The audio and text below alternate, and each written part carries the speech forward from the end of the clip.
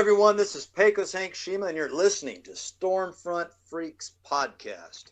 And again, I'm telling you, when tornadoes start flying, they'll find you. You know, I really don't like severe weather. Really? Yeah, it's high stress. People die. You know, and so it's not a lot of fun in that respect. No better way to truly understand and communicate the weather that you're forecasting than to experience it. I'm like, we got to go live. We got to go live. It's coming in. It's coming in. So we were on, I think that was one of the earliest times we've been on the air live. Well, the rental car stuff was a long story. But that was a lot of fun with Phil and the gang. They do a great job over there. The Stormfront Freaks Podcast, baby. It's the best in the world. Jump back. Him laughing is funnier than anything. I don't understand what happened. I really don't.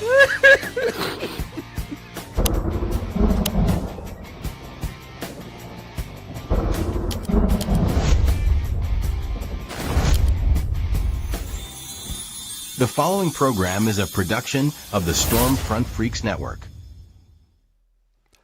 Hey, so Storm Freaks, it's Phil. Hey, you want to learn and get details about what goes into developing the ultimate weather app?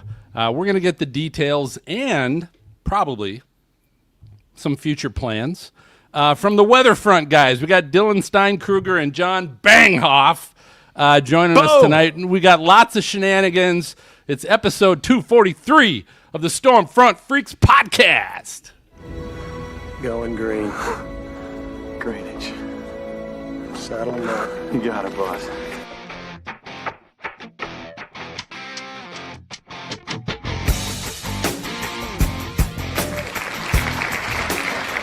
All right, so hey, welcome everybody to the most entertaining weather podcast. This is the award-winning Stormfront Freaks podcast, and it's brought to you by our ever-growing YouTube member team.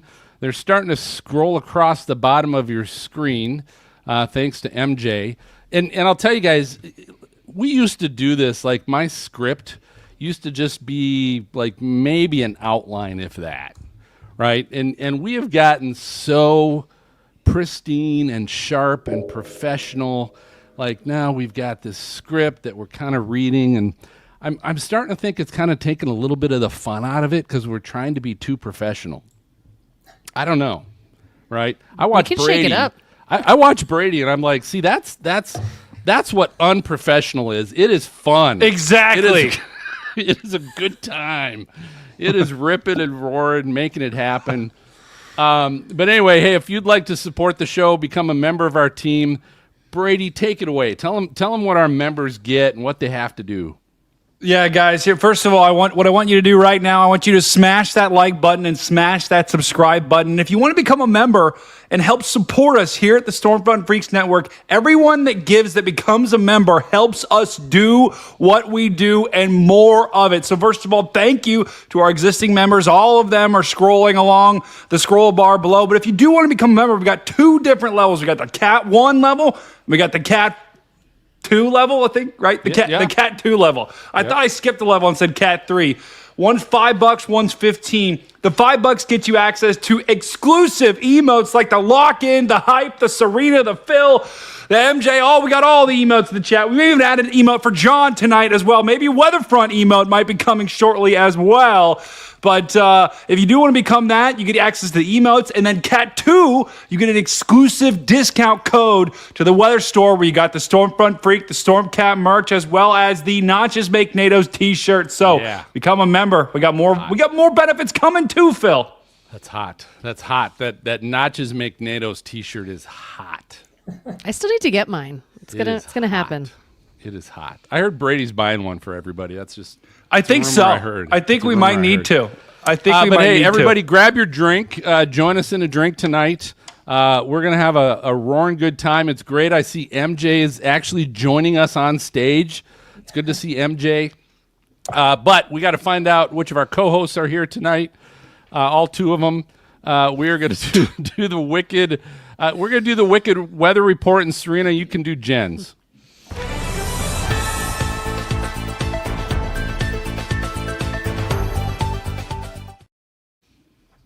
All right. So good evening, chat. I'm meteorologist and children's book author Serena Arnold.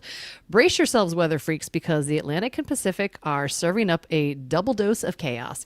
Hurricane Erin, the first Atlantic hurricane of 2025, roared to Category 5 with 160-mile-an-hour winds by August 16th, per the National Hurricane Center, hammering Puerto Rico, the Bahamas, and the eastern U.S. had heavy rain and some life-threatening rip currents. The ocean was angry. Waves up to 20 feet slammed North Carolina's Outer Banks, prompting evacuations and beach closures from Florida to Maine, literally the entire East Coast. Meanwhile, Tropical Storm Hone battered Hawaii, dumped 20 inches of rain on the Big Island, and churned 15-foot swells. So both storms have been fueled by warmer than usual waters, like warmer than climatology, and we have a nice lack of wind shear out there and some slightly favorable La Nina conditions. These are all proving that Mother Nature's got a wicked 1-2 punch this season. Brady? Oh my goodness, we got another banger here as well. Hey guys, I'm Brady Harris, Stormfront Freaks and Team Dominator meteorologist, Stormcat 5. Storm Chasers, get your popcorn ready. I always have mine ready. Universal Studios on August 19th dropped the Twisters/Twister 4K UHD Blu-ray Steelbook. I don't even know what that is, but it's a must-have for weather nerds per Blu-ray.com. I love that website. This collector's gem pairs the 1996 classic Twister with its 2024 sequel Twisters, both jam-packed with tornado-chasing adrenaline.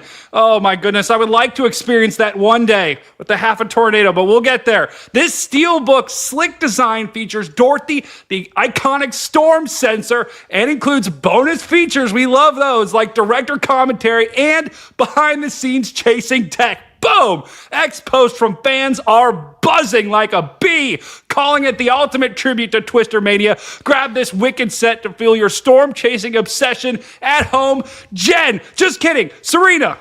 Yeah, I'll do another one. What the heck? So tech nerds, this one is really cool and this one's for you. So NOAA has unveiled a game-changing weather radar update on August 15th per a Science Daily report. The new phased array radar system scans storms in seconds, not minutes, giving chasers and forecasters real-time data on tornadoes and flash floods. Tested in Oklahoma. Now, hey, I actually was at OU. I remember some testing going on with phased array when I was there more than 20 years ago, but we're not going to talk about how long ago it was. Really super cool stuff. It catches microbursts, wind shifts that a lot of the older systems, the WSR 88D systems, miss. So this could totally save lives by slashing warning times. It's wicked tech that's got storm chasers geeking out and ready to hunt the next Twister. Oh my. Oh my. Oh my. Wait, Phil. What is that music? Are you kidding me? You hear something? We know what that is. It is AC/DC, and we have double trouble here. Dylan and John from WeatherFront are here. Get ready to ride along the storm with the Storm Dynamic duo behind WeatherFront, the amazing app, the official app of the Stormfront Freaks Network. Dylan, Steinkruger, and John Banghoff, my former classmate, brother John, who he was at the top of the class. I was a little bit further down. Dylan, a Nebraska Cornhusker, born meteorologist, and AI trailblazer, crafting cutting-edge tornado predictions in college, and is the app creator John, hailing from Ohio. Go Bucks, John, that's right. Rocks the app sales and marketing team, all while forecasting with the National Weather Service. Wow, that's unbelievable. Together, they are a dynamic duo, revolutionizing weather tech with unstoppable passion. Welcome to the show, guys. John, Dylan, first of all, welcome. John, you have anything to drink tonight? I do. It's nothing too crazy, but sporting the Ohio State water bottle. Got a rep. Big game on Saturday. Horns down. That's right. That's right. We played Texas. Are you feeling good about that game? I feel good. Listen, here's the thing. We got a natty, and whatever the outcome is, it's fine. If you lose, you got stuff to build off of. You win, we just ride it to another natty. Life's good. So pretty. That's right. About it. It'll be fun. That's right. Dylan, welcome to the show as well, my friend. Are you having anything good to drink tonight? You're a Nebraska Cornhusker. I thought you were an Ohio State guy for a sec, but I'm like, wait a second. That red is Nebraska. No, yeah, definitely a big Nebraska fan, and a big game tonight. Obviously, we're playing Cincinnati down in KC. Oh, So, we'll have to keep the score updates coming in. But no, excited to be here. Orange juice is what we're drinking tonight. So hey, we'll see I like that. We'll see how the game continues to go, though. I like that. You got to get your vitamin C/vitamin D. I forget which one is an orange juice. One of them is Dylan. Okay, first question for you. So I got to know, when did you guys decide that you were going to build a weather app, right? Like, when was that decision? How long has this process been in the making? Yeah, so I've had an interest in doing something like this, probably going all the way to undergrad. I just always thought it'd be really cool if you just had an easy way, when you're going down these bumpy roads in Kansas, wherever you're storm chasing, to be able to pull out your phone and really easily get a sounding, like just get a point sounding. And never did it, put it off. And about a year and a half ago is when I kind of originally pulled up the code and started putting some stuff together, and just kind of over the past 18 months or so is just kind of been building this up, adding in features. And it never really initially wasn't intended to be something that we're going to necessarily put on the App Store, even completely build out into what WeatherFront's become. But initially it was just this little side project that has kind of grown into this really fun project that we've been working on. Yeah, it's such a cool, looking at the app, like I've just been using it as much as I possibly can on my phone, on my iPad, and it's shocking how cool it is. For those that don't know, for those that are in the chat right now, Dylan or John, just describe, John, I'll start with you first. Describe to us WeatherFront and kind of the big differentiator between some of the other apps out there. Yeah, so when Dylan presented this idea to me back in, I guess February, we had a conversation. He was like, "Hey, I'm building this app. You want to check it out?" I was like, "Yeah, sure. That sounds great." And the vision that he's really set out is it's sort of designed to be like Netflix. Think like really slick user interface, bring in a product that already exists. But in our case, instead of movies, it's weather data. And so the heart behind this entire initiative is just a really slick user interface. You just say sleek, smooth, and easy to use. That's kind of the catchy phrase with it. And it's truly got everything that you need in there, and stuff that's not yet in there that you really want. Those are the things that we're working on developing and building out. So we call it a one-stop shop. It's got radar, which a lot of other apps have, but a lot of the radar data is free. And so that's certainly a differentiator. It's got all the outlooks, SPC outlooks, middle scale discussions. It's got watches and warnings. It's got observations. And so we have the RTMA data, the HER analysis, we have sounding data. But I think the biggest game changer that really, as far as I know, is not done certainly nearly as well as it is in WeatherFront is the model data. And so the ability to be able to zoom and scroll and have dynamic scaling instead of having to go to a mobile web browser. We've all done that, right? You're on your phone, you pull up a mobile web browser, you're trying to zoom, you're trying to scroll, and it's just kind of tough. But man, having the ability to have all that, to be able to zoom and move about, and then toggle back and forth between all the data types, go from radar to satellite to model data observations. It's just incredible. I've used it literally every day since I downloaded it on my phone, months ago. And it's just been incredible to not only get to be a part of it and have a front row seat, but also to just see how much people have loved being able to use it. The feedback's been incredible. And really, we feel like we're just getting started with development. There's just so much more potential in it, even now only coming up on about 4 months since the app launched.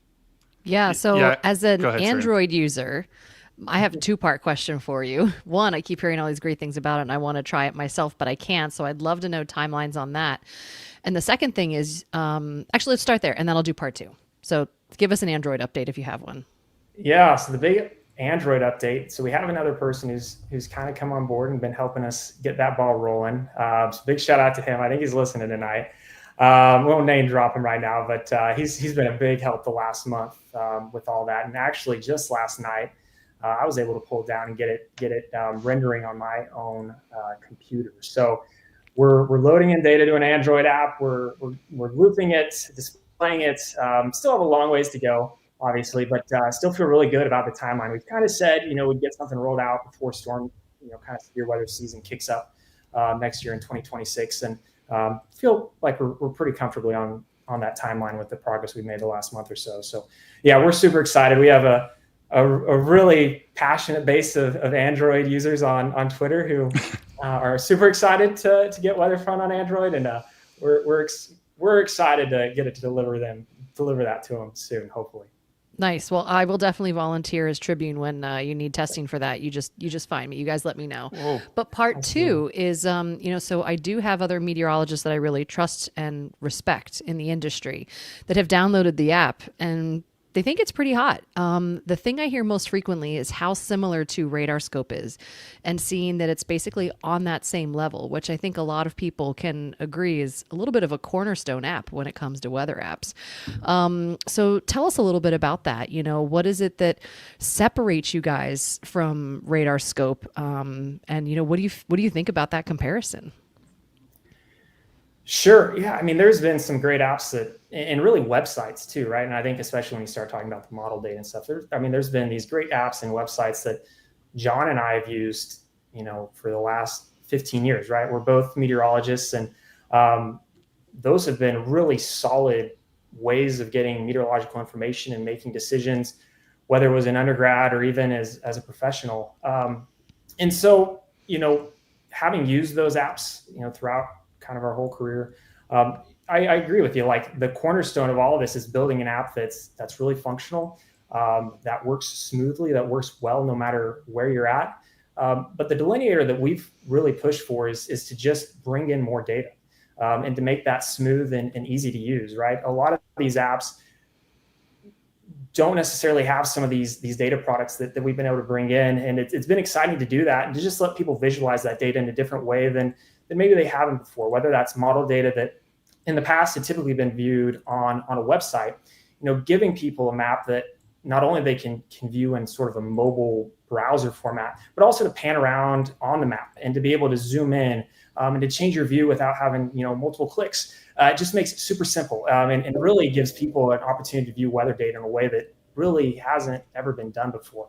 And so I think that's been a huge delineator, is just letting people view weather data on a mobile device that they really haven't been able to do in a nice, clean way before.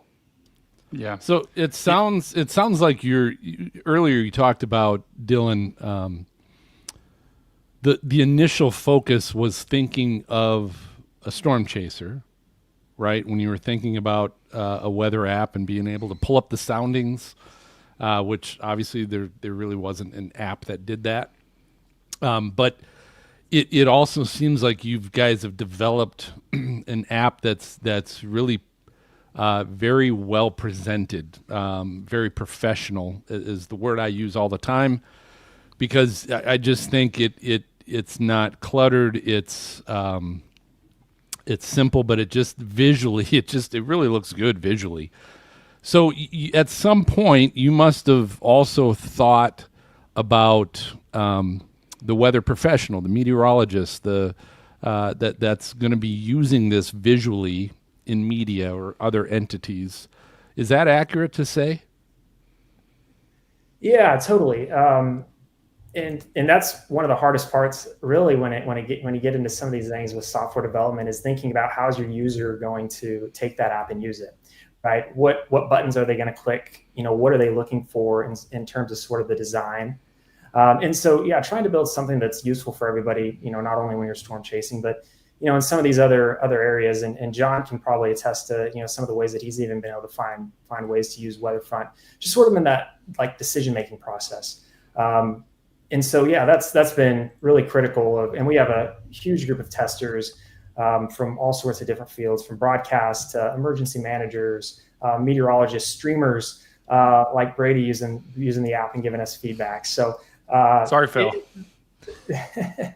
So all that, yeah, we take all that feedback and it really drives a lot of the decision making, from the UI to the data, to every aspect of the app, for sure. So I got a question, and this is almost like pre-app, right? I want to understand. Give us some history here, like John, Dylan. How did you guys meet? What's that story? What was that like? Was it a pitch? Was it you guys are friends? Like, how did that happen? Yeah, so I love this story. Dylan and I both went to grad school at Penn State. And so I remember it was I think it might have been a Friday night, like there late, getting stuff done for the weekend, and I ended up stopping by Dylan's office, and we struck it up, had a lengthy conversation, and the rest was history. Soon after that, we joined the same church, and we're part of a small group, and so we became really fast friends throughout our time in grad school. And it just stayed in touch. Dylan was always a dude that, worked his butt off, and just a super hard worker, super smart, doing AI prediction of tornadoes with Paul Murkowski at Penn State.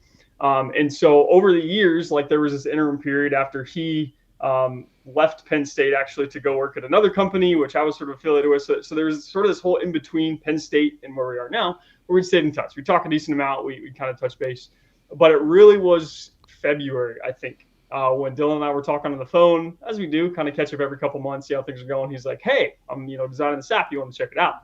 Now, the irony is I'm an Android user. Like, I have an Android phone. That's what I've been doing. And I'm like, I don't really have a way. So I ended up getting an iPhone, downloaded the thing, tested it out. And I was like, dang, this thing is incredible. And so it sort of organically grew from that. It was like, man, this is awesome. I'd love to be a part of it. I've been very fortunate and blessed throughout my career to develop a fairly vast network across a lot of sectors through my involvement with the National Weather Association. And so it was a natural fit then to sort of take on the role of, let me recruit beta testers, right?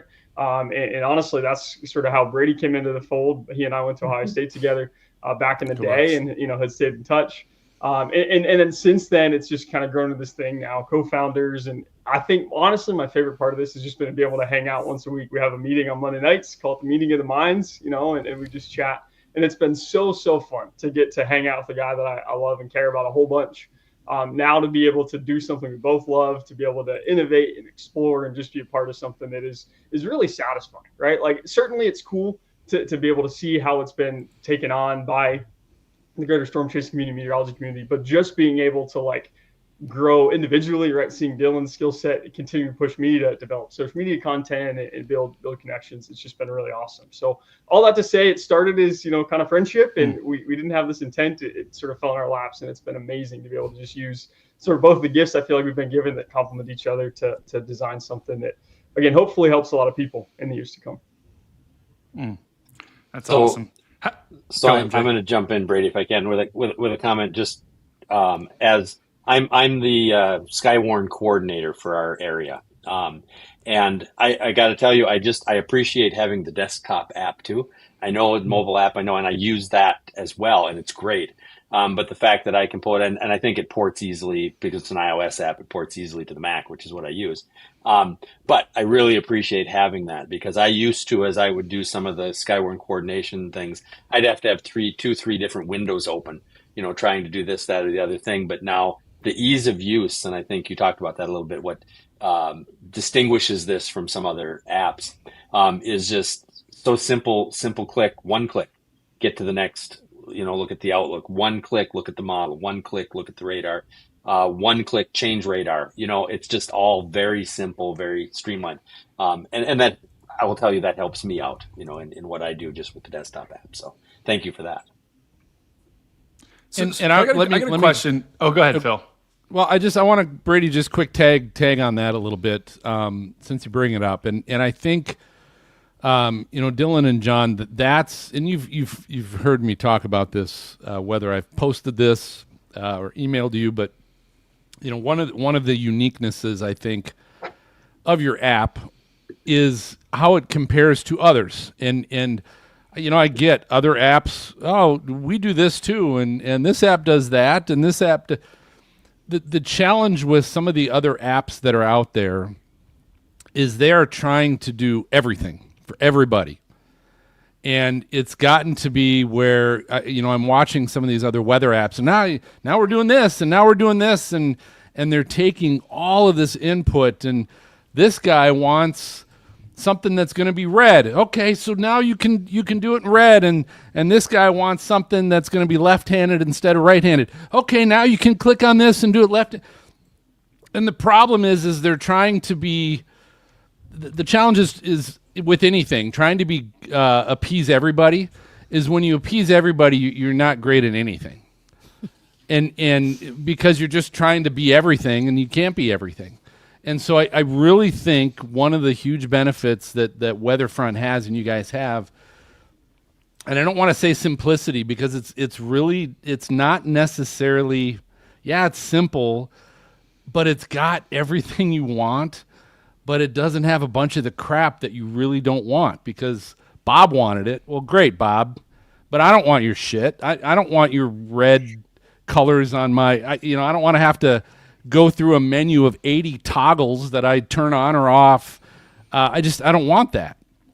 And that to me is the huge benefit. And so I want to I'll ask you, Dylan, first, with that thought and that philosophy, where did that come from? And is that something, what is your philosophy and how you're trying to handle requests from end users? Yeah, you've hit a lot of the tough topics on it that, people have different sort of things that they want to see. And, we really do. We listen to the feedback, and it really drives a lot of our development and some of the decisions we make in certain ways. But it also is that sort of simplicity that you talk about, and how do you kind of drive that balance? And it's a tough part in just software development in general, to kind of build something, especially when you're building something that's more intended for a broader audience than you're just developing something for one or two people, is kind of getting that mass market appeal, developing something that's easy to use for everybody, something that visually is appealing to as many people as possible. And so, I don't know that there's a secret formula that we've come up with as we've done it. I think it's honestly just been listening to a lot of feedback as we've built out some of these features from testers and from, people mentioning things on Twitter, or just general feedback that we get in email from support. And that has really driven a lot of it, and just try to build something that is generally accessible, generally easy to use for as many people as possible.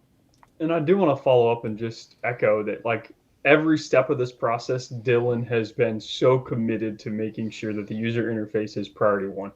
And I think that is the thing that sets it apart and makes it so awesome. That is the foundation of the WeatherFront initiative. It's specialized for the device that it's on, which is honestly why it's only on iPhone right now, right? There are different coding languages, and I'm not a big coder. There's different coding languages where you can have one size fits all for all different apps. And there's certainly benefit to that. There's the ability to scale up, and everybody could have it. But Dylan has been so committed to making sure that WeatherFront is optimized for the iOS platform.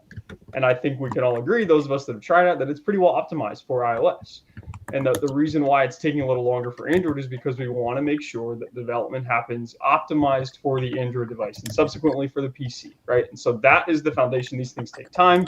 I know our Android users are anywhere from sort of anxious to frustrated that they don't have it yet, and we get it. But fundamentally, the desire is, no matter what data we add, no matter what features are incorporated, that it maintains that slick user interface, because we think that's incredibly important, and that's what differentiates. And I give Dylan a ton of kudos for helping drive that vision and holding tight to it. There's even been things where I'm like, hey, Dylan, we should add this. He's like, I'm not really sure how we can implement that at this point. It's like, okay, let's go. But I think that is long-term what's going to ideally set this thing apart as well. The ability to maintain that simplicity, Phil, like you talked about. And you've been helpful as well in guiding us to say, hey, don't add too much bells and whistles, because the simplicity is what's really incredible. No, the simplicity of the app's really cool. Something else I want to talk about too that I think is, unless you have been in those shoes to develop an app, I don't think you realize there's only so many ways you can portray radar data. There's only so many ways you can portray model data. There's only so many ways you can portray observation data. And, accusations can be thrown out there about, all the apps look the same and they're similar, and, talk a little bit about that. Talk a little bit about the struggle of actually presenting data in unique and different ways, and just how much of a challenge that actually is. Yeah, and it goes back to probably the first aspect of what drove this, right? It just goes back to the soundings. That was kind of the first data feature that we wanted to get in there. That when we looked across the scope, there just wasn't really a good way or an easy way to do that and to pull some of that data. And so I think it really just drives from what do we want in the app, at least initially, when before we had launched it and we had this great user base. of people giving us suggestions and helping us along with what they were interested in. But initially just started with, what do we want? What do we think could be a little bit better in the app world? Because like I said, we've been using these apps since we were an undergrad for 15 years. And so, building off of what was already out there, and that's kind of how a lot of things go in meteorology, especially when you look at, visualization tools or even research, which is where John and I's, backgrounds both come from. You're building off of these previous tools that people have used and trying to make them better for your particular use case. And in this case, it was primarily models and sounding data, and giving a better way to do that on a mobile device. Yeah. Cool. And I have a question. So, well, first of all, it's kind of a space race right now in weather, right? And not just in apps, just in weather in general. And apps are just kind of one of those. And it's cool to see, because, people like you guys, WeatherFront, like just comes out and it sets a new standard in a lot of ways. And I have a question about AI, right? Because AI in coding and, all these apps are built on code, right? I don't know what language, but I'm sure there's probably several different coding languages in there. But there's probably, our viewers probably don't know a lot about coding languages. It can be very like mystifying. Like it can be almost like a foreign language to people. But have you guys used AI at all? Like, ChatGPT or anything to help? Because AI can build a lot now. And do you have any, if not, or like, are you planning on using it in the future for some things? Is that part of the plan? Yeah, I'd be lying if I said we don't use AI to help speed things along a little bit at times. But at the same time, a lot of it has to be done sort of manually, especially when you get into some of the deeper parts of the code base, especially when you start working with some of the meteorological data, especially some of the newer meteorological data that's out there. And then also, we've been really lucky to be able to push out a lot of these updates and kind of have this rapid development cycle. But the thing that I always tell people is that a lot of the code base has really been built up over, 10 years of school, 4 years of undergrad, and then 4 or 5 years of doing stuff at grad school. And so kind of just over time, it's just been this collection of code that's grown throughout kind of my professional career. And so some of that has been really fun to kind of take and be able to port over into the app as well. That's cool. Yeah. Yeah, I'd piggyback off that and just say. Oh yeah, go ahead, John. Sorry. I think from a marketing standpoint, undoubtedly it's I utilize it to get some idea if I get some writer's block or whatever.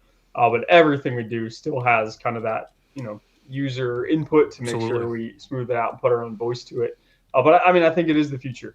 The other thing I want to say is, even though there is some AI use in the code development, like it's not like, oh, you just plug it in and AI develops the app, right? Like Dylan has a ton of skill set, and there's some really novel tools in there, like the press and hold of switch nearest radar, that's like super awesome and innovative and really cool. And so yes, AI is the future. It's certainly a use, and I think we've talked as well about things in the future that we could do, different aspects to the app that would enhance it. But still, ultimately, it's like we want to make sure we put our own flavor on it and push it along. Yeah, absolutely. Yeah. Wow. Hey, so quick, some super chats. Charles Cards and Weather. Just want to know how everybody's doing today. Everyone doing okay? I know people are watching college football at the same time. Edgar O'Neill, Storm Chaser Edgar O'Neill, is chiming in. Great topic, great guess, you freaks. Oh, you're a freak, Edgar. Like, really? I screwed Edgar in the draft last night, and he's mad. So I'm sorry, Edgar. Hey, that draft was a hit, Brady. That draft was a hit. Almost. And then Paradigm Films, one of our big-time Cat 2 members, says, shout out to the Stormfront Freaks. Next drinks on us. Thank you. I'll take that. Also, WeatherFront's the best. WeatherFront's the best. So it is. So awesome. So I'll tell you what, before we go to break, many of you may or may not know, we've got a new segment on our YouTube channel. It's called Stormfront Freaks Education with WX Serena. Serena's been doing some amazing little educational, like 1 to 2 minute educational clips that she's been doing on her social media. She's now been adding that to the Stormfront Freaks YouTube page as little video shorts. And guys, they're amazing. If you've seen them, you know. But I'm going to turn it over to Serena to just kind of share what these are all about, what she's got. I think she's got something to share with us, too. Yeah, no, I do. And I'll tell you when we want to pull that up. So it has been great. And so to take what I've been doing on the other socials and share it with the freaks. And you guys have actually provided a lot of the questions for some of the recent content. And so we've been talking about a lot of different really cool things. And one of the things I just talked about recently was how you actually steer hurricanes and how high and low pressure do that and how you can get circles to make loops in the ocean. So if you haven't seen that, check it out. So looking for, once again, your guys' recommendations on some future topics, because I basically want to answer as a meteorologist the questions that you guys have. And it's all a really cool video that I think could kind of play into that. So Phil, I don't know if you want to pull up that video. MJ's got it. All right, so sweet. So there was a big supercell off to the side, and you see these choppers go by. And one of the things I love talking about is wind, because these choppers go by, and you don't really think anything of it. And here's a paraglider. Now, the paraglider is sitting still for a reason, because wind does crazy things. And I just want you to watch what happens to this guy simply from those helicopters passing by. So there are some really great meteorological things to talk about with regard to wind, with regard to wake turbulence and all of that. And you see there's a little bit of this delay. We see things like this happen in meteorology all the time. You have to remember that wind is simply different air pressure. It's just pressure trying to balance itself out again. And as those helicopters pass, it has a larger effect than what you would ever possibly see. So I thought this was a super cool video. I plan on talking about it in more detail, but let's use this to fuel some of your guys' questions. I'm monitoring the chat tonight. Let me know what you guys want to know, and we'll definitely include it in some future topics for the weather education material. That's great, Serena. You're doing some awesome stuff. We love that. You make it so easy for people to understand, like me. So I love those, watching all the time. Those of you watching us on YouTube, do us a favor, Brady. Smash that like button and smash that subscribe button, and just let's see the chat just start going. All right, let's see that just start saying random things. Let's go. All right, sweet. Great job. We're going to be right back with more after our break with Dylan and John. So stay tuned, everybody. We're not done. We are not done.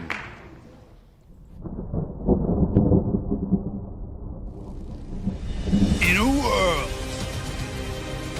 where tornadoes and hurricanes and blizzards run rampant, destroying everything in their path, one man, and one team of freaks stands in their way, covering it all on one show. We have a confirmed tornado from afar and from up close. That man is Storm Cat 5. That team is the Stormfront Freaks. And that show, this show, is Outbreak. Welcome to WeatherFront. Welcome. Featuring real-time radar data and satellite imagery. Dynamic model viewing on a mobile device. Detailed base maps with road names for real-time navigation. On-demand point soundings for mesoanalysis and forecasting. View soundings in portrait mode or landscape. WeatherFront has a full suite of weather models and model variables for severe weather, snowfall, fire weather, and aurora chasing. Also at your fingertips are Storm Prediction Center convective outlooks and mesoscale discussions. Interactive display of NWS watches, warnings, and advisories. Welcome to a new era of weather monitoring on a mobile device. WeatherFront, the official weather app of the Stormfront Freaks. Boom. And that's exactly what I'm looking at right now.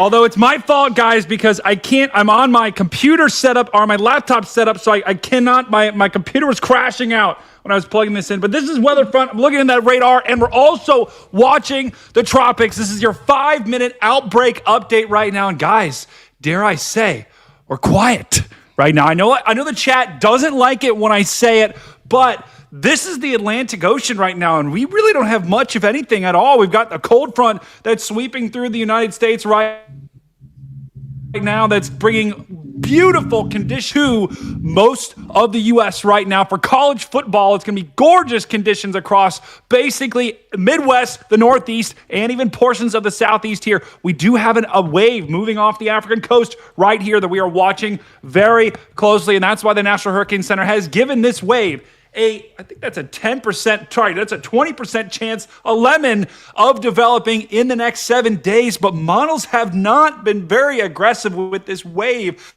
at all. We've been dealing with day after day. The MJO has been, if you've been watching my forecast videos, you guys have known that the high pressure, there's been sinking air over top of the Atlantic, and that is going to continue at least for the next couple of weeks here. Look at all that red. That's higher pressure, and that is air that is sinking at the surface. And so what does that mean? That means less tropical activity, less hurricanes, guys. The hurricane season has gotten off to a really weird start right now. We had tropical storm, Category 5 hurricane, tropical storm. It's been unbelievable, very, very abnormal, and it looks like we're going to stay relatively quiet for at least the next couple of weeks. What about the severe weather, though? Let's check that out right now. This is the latest for today, Thursday. We got some severe storms in Colorado, just like I showed you on the WeatherFront radar. A little bit of a margin risk. That's a 1 out of 5. Let's take a look at tomorrow. Once again, guys, very little severe weather at all. Could have some isolated severe storms along the Colorado Rockies and maybe down here in the Southeast. Let's check day 3. Wow.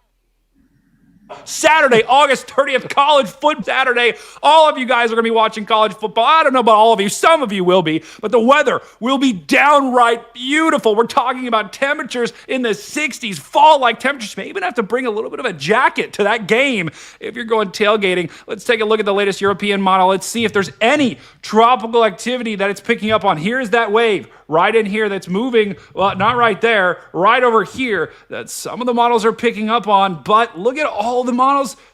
A lot of them are showing it dying. Some of them have it reaching the Lesser Antilles here, but the majority have it staying relatively weak. So we are going to have to watch that wave. But so far, it's not looking too impressive.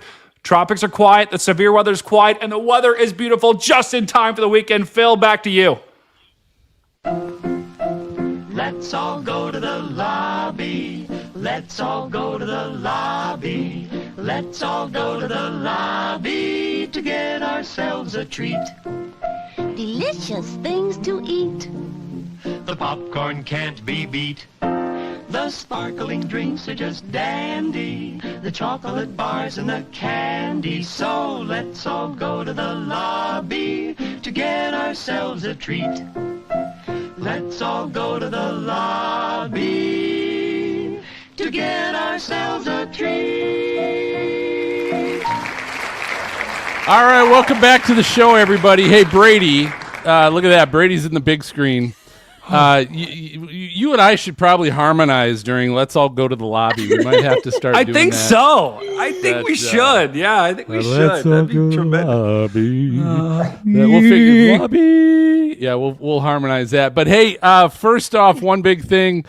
James Pettis is joining us in the chat.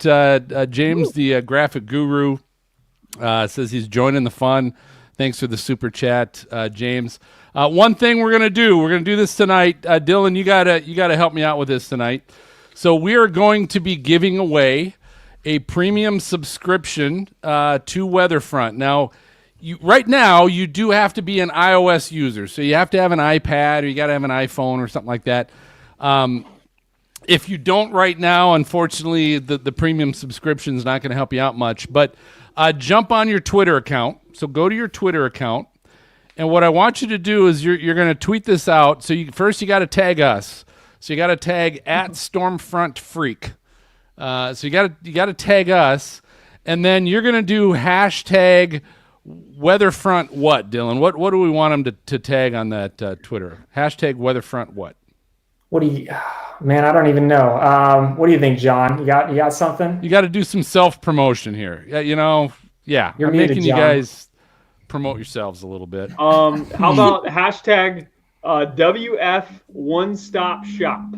There we go. There you go. I like that. WF One Stop Shop. So hashtag WF One Stop Shop.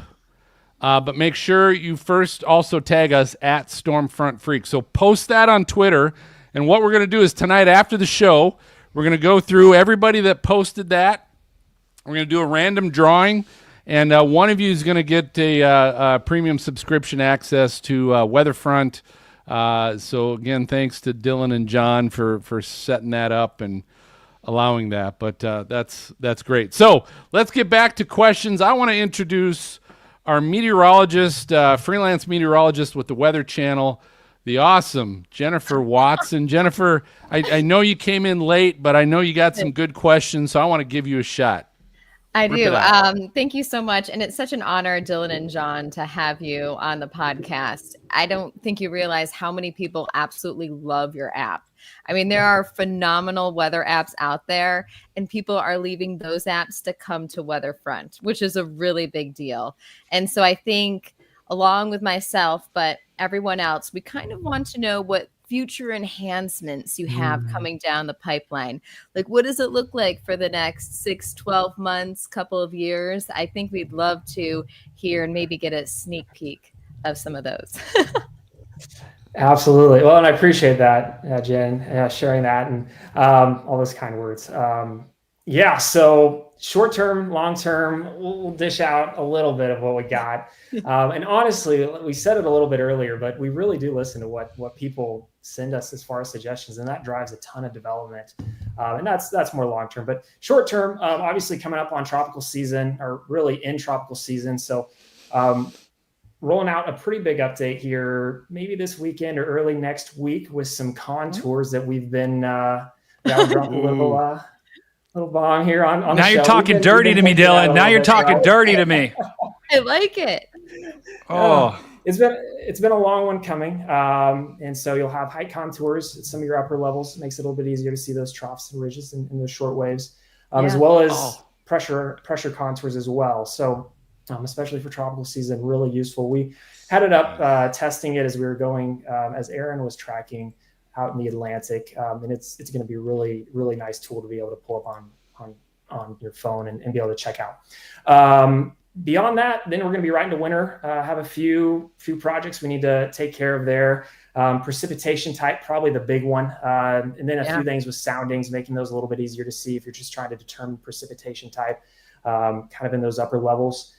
And then the big one's Android, right? The one that everybody's looking forward to. Like I said, we've started it. We're probably about a month or so into development, but a lot of work to do over that as we go into winter. And so those are the big ones in kind of the next couple weeks to a month or two as we get into winter, and then the big focus will be shifting to Android. But and then beyond that, we have a lot of really exciting ideas planned for severe weather season. We'll keep a few of them under wraps for now. But you're on the Stormfront Freaks, Dylan. You don't keep shit under wraps on this show. Yeah, this is leaking. We're leaking this to the press. This is when it all comes out, brother. We're leaking it. It'd be like Taylor Swift and Drop an Egg. Do you have like drop an egg? Serena's drool. Serena, you got something like dripping right now. I mean, you're like drooling something. I'll throw in two things. God. One kind of short-term thing that Dylan glossed over. We'll have NC Alex in there pretty soon. So the Cohen, and people have really wanted that. Another really popular request has been the ability to save locations in the app, and so that's probably something that we will incorporate as well. Certainly nice to be able to search for a particular location and plop down a dot and say just be able to remember that. So those are some of the sort of baseline things that will kind of be incorporating at some point. The timeline's always interesting, right? As you can imagine. With only really 2.5 of us, or maybe 3 of us that are doing this stuff, we sort of joke that it's 2 or 3 dudes out of the garage, right? We don't quite have the capital that maybe some other apps have to develop, but certainly some excitement in figuring out ways to just get it in more people's hands, right? Certainly with the Android, and then perhaps even some things that are more public facing as well in the future. Those are awesome. Are you thinking, like, when you think long term, let's say in like 2 to 5 years, do you want a team of people to build like a massive company and expand it beyond just what it is in the app? Yeah, I mean, that's a good question. I mean, it kind of goes back to when we launched this, I don't think we even knew what was going to happen. Like, we just kind of threw it out there, and I think we're just kind of figuring it out day by day. And honestly, like, when we wake up in the morning, it's kind of decide what is the next step. Like, what do we got to do tomorrow to, build a new feature? And the longest really term that we're thinking is getting this Android version out. And I really mean that. Like, I don't know what things entail beyond getting that rolled out, moving into next severe weather season and just kind of seeing where we're at. So 2 to 5 years, it's fun to think about some things that, what things could look like, but it's hard to even begin to imagine where Dynasty. I will say though, I mean, I enjoy that stuff, and I mean, I'm a huge leadership junkie. It'd be really cool if this could turn into something more robust, and all sorts of different possibilities of where that could go. So it would be neat if that was possible. But like Dylan said, we're very much ascribing to the, wake up in the morning, tend to the things that you have ahead of you, and just kind of pile it on one day after the other. But certainly long term, it'd be neat if this could turn into something a little more robust. I think Dylan and I would certainly enjoy that, and have another super talented meteorologists and folks that we are good friends with. It'd be fun to bring those on, and I think that would be a neat thing if it's possible, but we'll see what the next week brings beyond that. Well, let's do this. Let's go ahead and bring in our MJ. If you can bring in Dan and Garrett, our VIPs. We always like to Dan and Garrett, good friends with us, and they always do a good job of cleaning us up afterwards, like the questions that we forgot to ask. So Garrett, I'm going to start with you, my friend. What do you got for John and/or Dylan? Yeah, and I was going to say I certainly love the app. It's been a game changer, made everything really streamlined. Probably my biggest question would be, at some point with the split pane mode, do you think you'd be able to have it to where, let's say, do radar, up top, and maybe view like the HRRR on the bottom, things like that, at the same time? Yeah, I think that'd be a really cool ad. That or satellite data, showing radar and satellite data, one on top, one on the bottom, kind of seeing those storms bubbling up. There's so many possibilities just like that would love to incorporate it. Just letting you see, data sets together with each other at the same time.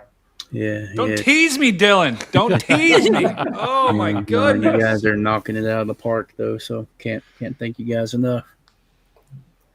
Cool. All right, and then good friend Dan Wallace, Agent Dan, you're up, buddy. What do you got? So I was on X, I think, one day, and I left a comment about, wouldn't it be cool to have a like turn-by-turn directions feature where you could identify like maybe the hook echo, and then dynamically it follows it and gives you those turn-by-turn directions to the storm. Wow. Yeah. So the cool thing is that we're integrated with Mapbox, right? So they have this really great mapping platform that has some capabilities to do some things like that. And we've experimented a little bit. Probably another one thing that's a little early, a little too early to be promising anything today. But something along those lines. I mean, that would be really neat. And that's something where, I think when you're out storm chasing these days, a lot of times you're flipping between your radar app and Google Maps trying to route, and you're ending the route and putting in a new location and trying to go back and forth. Ease of use in that. Mapbox gives us some really cool options to do something like that. I think that'd be a pretty cool integration as well. I'm a little torn on that, because it's like, how easy do we want to make it for people to storm chase? Like, we got to fight, but at the same time, when I'm in your state of frickin' Texas and I don't know where the hell I'm going, it's actually not a bad idea. I don't know. Well, I'm kind of torn. With the FMs down here, I mean, it gets complicated in like a spider web, most of roads. All right. Hey, big super chat shout out to our friend Paradigm Films. He's got another good point here. So I want you guys to share, Dylan and/or John. So Spiritwood, North Dakota this year, he said you guys nailed it. Were either of you keeping an eye on things in North Dakota this year? From a generic marketing standpoint, I'm almost certain that it's possible we were. I don't remember specifically, but I think one of the coolest things with doing marketing, we talked about the data viz stuff earlier, just being able to get in the app and scroll around the different data types and see what looks cool, right? And there were plenty of examples during severe weather season where I could kind of show radar and warnings and then go over to the models and see what's going on. So I don't remember that one specifically, but happy to hear that the data we provided has been useful. And honestly, credit to the models and the radar, right? Because we're not doing any specific value add other than just curating the data in an easy to use way. But being able to sort of create some innovative content that looks visually appealing is certainly the goal of what we're doing. So, and again, I think, John, one of the things he's saying is the fact that, there's the radar there, but nailed it as far as being able to have access again to all those different features. And I mentioned this on our last podcast, is the ability to, and truthfully, radar scope used to be my go-to radar, and love a radar scope for what it is. Used to go to Sasquatch for my satellite. And again, love it for what it is. It's getting a little complicated because there's layers and there's all this other stuff you got to add. But and the fact that to me really, and then you add the SPC and the outlooks and the mesoscale discussions and all. I mean, for me as a chaser, those are the three things that are like my go-to. Right? If I just had those three things, that's really all I need. Soundings are cool. They look awesome. But for me, I'm not a meteorologist. It's like, it's just not helping me personally, right? And it's a cool feature. Again, don't get me wrong, but give me the radar, give me the satellite, and give me SPC outlook and MDs. That's all I need, and it was all there. And so that when he says nailed it, to me that's what it means. Nailed it. And then D, friend of ours up in Canada. Hey, D, what you doing? There you go. What? She says, are there plans, and this is a good point, we got a lot of friends. Do you guys not know Strange Brew? Rick Moranis? I can't hear you, Serena. You're muted, but I can see you doing the what the fuck. No, it was a lot of four-letter words. I'm so confused. Strange Brew. It's kind of a funny movie, a little bit. I know Rick Reichmuth. Rick Moranis. He was from Who Shrunk the Honey, I Shrunk the Kids. I love Honey, I Shrunk the Kids. He's Darth. What's the Darth Vader guy in? Wait, that guy! Oh my gosh, Darth Helmet or whatever his name is. Dark Helmet or Darth Helmet. I don't know. Rick Moranis. Like Spaceballs. Phil, you're aging us all. Something fierce. Yeah, I know. It's really like if you go back to it, it's not as funny as it was when I was 6 or however old I was when I saw it. There's Spaceballs 2, Phil. It's coming out. I know. I saw that. It's funny. I started watching Spaceballs just recently. Professor Scrooge. I don't know. I'm not a huge Brooks guy. But anyway, D says, are there plans to expand the app for Canadian users? Absolutely. Canada, lots of radars across Europe. Australia has a pretty dense radar network as well. And we have model data too already, right? So certainly if you're in some of those areas, you have an opportunity to access some of the global models. And we gotta work on adding in some of the more regional models that exist in places like Europe and down in Australia as well too, and satellite data for those regions as well. So, yep, international. We hope anybody can use WeatherFront and have an ability to access the data they need. I'm like, I thank God for you guys, because I have how many requests you got to be freaking getting? It's you have no idea. Be endless. Oh yeah, it's got to be endless and just. Are the DMs open? That's the real question. Are the people sliding to the DMs, but they're just requesting different things? And we try to be pretty responsive, right? Like I have a day job, Dylan's doing his thing. Like we try to be responsive as much as we can, but truly the hardest part is man. It would be incredible if money was no object and we could just hire like 1 billion software developers and get everything in the app, but that's not what's going on. And so we're bootstrapping it and committed again to not having too many cooks in the kitchen, right? We've had a lot of conversations about that stuff. But undoubtedly, the vision would be one-stop shop for everybody, everywhere. My wife and I went to London a year ago, March. And man, I've never felt so lost from like a weather standpoint, right? Like there's some good stuff from Met Office and things, but I'm like, what do I do? I'm so used to having all this data. And so if WeatherFront could eventually be an app where no matter where you go, you're covered, that would be pretty incredible. And that's the hope. That's the vision for this thing. You said everything to everybody. I just caution, be careful. I'm with you. Yeah, be careful. Be careful of that. Hey, one quick last question. Garrett, I saw asked any chance for Allison House integration for lightning data? Yes. Or any other data, or Allison House? Yeah, definitely expanding our lightning data set. Now we do have free GLM data, which is mostly intra-cloud lightning, but getting a cloud-to-ground lightning data source is definitely on the list. There are some expenses and stuff with doing that, but definitely something we want to look at getting added, especially before we roll into severe weather season next year. Cool. I like lightning, Dylan. I like lightning a lot, so that'll be big. Freak. Love Brady's lightning. a lightning freak. And quick question, Angela. I know you just jumped on. I don't know if you've been listening to the conversation. Do you have a question maybe for John and Dylan? I don't, but thank you for being on. Okay. It's good to see you. Angela, it's awesome to see you. That's what's important, is we've got you here, and we're checking out. Whoa. Whoa, that's the sound, ladies and gentlemen. It is time for our lightning round. So this is our game show of flashy and brilliant questions. We get to play with our guests. It's always questionable, whether it's really flashy and brilliant. But we've been saying this. Thank you, Jen. We've been saying this for years. And so tonight, gentlemen, because of your Penn State background, we're going to play a little game called Pause of Prominence. Oh!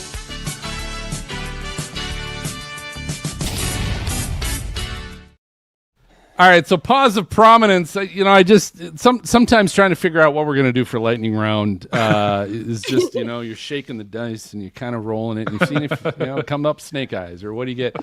But so you guys are both some Penn State. Both is it grad school? You guys were both in, right? Penn State.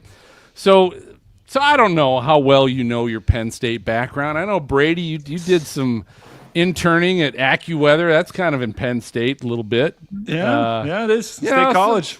So who knows? So here's what we're gonna do. Pause of Prominence. I'm gonna basically it's a little quiz game, and you guys have to identify who this popular person who graduated from Penn State, who this popular person is. And I've got 3 clues for each person. They start off a little hard. They get a little easier as we go. We're gonna kind of see. Do you get it on the hard one? You have to wait till the easy one. Or maybe you don't get it on any of the 3. We got to go to the freaks. And I'd have to imagine with Penn State prominence, I don't know how well our freaks are going to be able to get this one either. Yeah, I'm going to sit this one out. Yeah, I would sit. Personally, I'm sitting this one out too. But gentlemen, we're going to see what you got on your Penn State, famous Penn State people. You guys ready? Imagine, I'm never going to hear the end of this with all my Penn State colleagues. Oh God, I'm throwing. John, it's probably all questions about past Penn State coaches that have lost to Ohio State coaches. That's what I'm thinking. Right? Like, fourth quarter I don't know. Yeah, apologies if we're throwing you under the bus, gentlemen. On this. But hey, there's 2 of you, right? So there's a shot. There's you're telling me there's a chance. You're telling me there's a chance. All right. So the first one. So again, these are famous Penn State graduates. The first one, here's your hint. This 1964, this is really going to be up your alley, aerospace engineering graduate was part of a pioneering NASA mission that broke barriers in space exploration. Well, I have to shout out the home state Neil Armstrong, a great astronaut from Ohio. Has nothing to do with Penn State, but might as well get and I was thinking that. I was thinking Neil. Let's go. Yeah, right. Yeah. You get no points. I can't give you points for that. What? Penn State. I like that though. Yeah, no points. Close enough. Half a point. Yeah. All right. Here's your second hint. He flew on 4 space shuttle missions, so that takes out your Armstrong guy, including one aboard the Challenger in 1983. Making history as a mission specialist. Oh man. Is there like a multiple choice? I want to say Tom Hanks. No, but here's that's the last an hint. actor. Multiple choice. All right, here's what I'll do, Jed. I'll give a multiple choice after hint number 3. Okay, if they don't get it, we'll do it. All right. Can I phone a friend? My dad is a huge NASA. Yeah, we don't have time for that shit, John. That's not how this. I can call my mom. All right, hint number 3. Known as the first African American in space, this Penn State alum is a trailblazer whose legacy is celebrated in science and beyond. Knowing that, here's your multiple choice. Okay, it is either Brad Pitt or Guyan Bluford. Tough call. Dylan, why don't you take this one? A or B? Probably better go with Bluford on that one. You got that. Astronaut Guyan Bluford. Bluford? I've never heard of that person in my life. Yeah, here we go. This Penn you guys State, have like astronaut trading cards. You got to start questioning. Yeah, James Franklin. Yes. You got to start questioning if of 5 popular people that graduated from Penn State, Saquon Barkley. We're starting with Guyan Bluford. All right, second person is a media personality. This alum's early career included hosting a show about finding treasures in unexpected places like yard sales. Hint number 2, a 1991 broadcast journalism graduate. She was an All-American diver for Penn State swimming and diving team.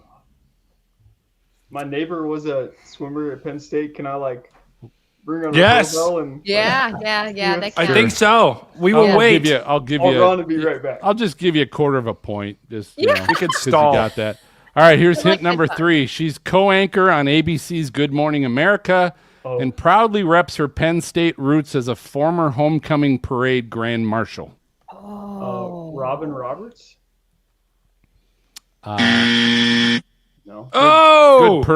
Good idea. Is but she's not a Penn State grad that I'm aware of. Wait. Okay, so here's your multiple choice. It is either Madonna or Lara Spencer. Madonna, for sure. Yeah, Madonna. Let's do Madonna. Yeah, it's not Madonna. It's Lara I've Spencer. never heard of Okay. her. What? God, we're okay. This one. Oh. All right, this is where it comes. This Tom is Cruise. where you guys get your glory back. All right. Phil, you should have to act this one out. You can't say any words like charades. Just act it out. I will act it out when we get to. Actually, I'm going to act it out here on hint number 1. Okay. This alum led the Nittany Lions. Easy for you to say. Nittany Lions in scoring in 1970 before achieving NFL greatness with a famous play called the Immaculate Reception, not Conception. Oh! Harris. That was impressive, Phil. What was that? Franco Harris. Yes! Nice. Boom! Shout out to my father-in-law. He would be so proud of me for knowing that. It was all the charades. It was all the charades. All right, good. All right, so we're on a roll here. We got to. 1.1 or 1.25. Yo, you're right. Sorry, I gave you a quarter of a right. point. I gave you you're in the know, like people. Hey, you're in I the gave you same quarter point. ballpark as Hobgood. Okay, All right, here's a John, comedian at and this point. actor. Comedian and actor. I know Dylan's gonna get this one. He's a closet comedy guy. I can tell. Hint number 1, this alum earned a Master of Fine Arts in Theater from Penn State and once impersonated a certain Nittany Lion football coach in 2015. Jordan Peele. John's nodding his head. Oh, that is Jordan Peele. I didn't know. Oh! No. Hint number 2, he co-created and starred in a Comedy Central sketch show with Jordan Peele that won a Primetime Emmy. Tom Cruise. What? Who said that? Oh, Brady. Yes, Keegan-Michael Key. Oh. Well done. All right, 2 in a row. That's called a streak, spectacular. gentlemen. Like when you get 2 in a row, that's called a streak. That is awesome. We're hot. What are we up to, 8 wins in a row for Ohio State over Penn State in football? I think that's a streak, too. Right? Yeah. Yikes. Oh. All right. Yikes. All right, so last one. Last one. This is a filmmaker. A famous filmmaker. Hint number 1. This alum spent a year at Penn State before making his mark as a head writer for a legendary NBC sketch comedy show in the 1990s. Hint number 2. He co-wrote and directed films like Anchorman and Talladega Nights with Will Ferrell, and co-founded the comedy website Funny or Die. Oh, brother. All right. My lack of cultural, anything is really showing right now. Hint number 3, this Academy Award-winning filmmaker known for The Big Short and Vice. Really? That's what he's like. To me, he's known for Anchorman and Talladega Nights. What the hell is The Big Short and Vice? Anybody? Bueller? The Big Short was pretty popular. All right. Yeah. Oh, The Big Short was awesome. Okay. He proudly reps his Penn State roots despite not graduating. So I guess he's not a graduate. Anybody know who this filmmaker might be? Garrett, maybe? Garrett, do you know? No. His name ends in McKay. What's his first name? Steve Carell. Adam. Adam McKay. Who said that? Jen? Wow. Jen got it. Jen! Oh, okay. He's in the chat. Adam McKay. All right, guys, you had 2 in a row. That is huge when you only have 5 options. So congratulations on that horribly designed lightning round by me, I guess. It was amazing. It was amazing. I enjoyed it. I'm glad you threw me the Keegan-Michael Key because I was like, that's probably, even though I said Jordan Poole first, but got the idea. All right, so guys, let's do this. I'm let you guys quick. Where can people find you individually and also find WeatherFront? Dylan, I'll start with you. You can find me at WeatherFront on Twitter. Is probably the best way if you want to get a hold of me. John's the big social media guy. All right, John, flipping it over to you. Yep. So at John Banghoff on Twitter, also on Facebook and Instagram, and haven't gotten into the whole TikTok space yet, but maybe soon. We'll see. But yeah, definitely get connected. X is the spot that I'm at most of the time. You'll see stuff about mowing grass, about Ohio State football, about the Atlanta Braves, and some WeatherFront stuff as well. You lost me at Ohio State football, but that's all right. That's okay. There's a lot of people out there that love Ohio State football, and that's okay.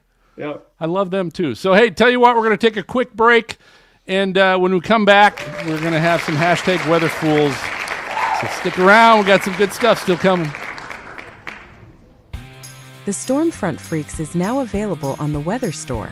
Come shop our catalog of shirts, hats, and hoodies, all with our Stormfront Freaks logo and Outbreak logo.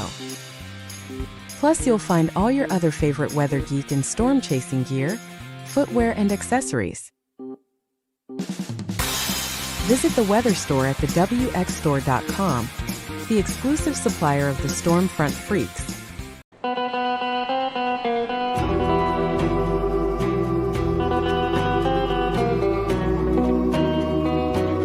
Hey, it's Ginger Z from ABC News, and you are listening to the Stormfront Freaks podcast.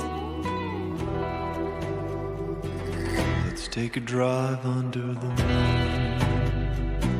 Let's take a drive Under the summer sky. Let's take a drive under the moon.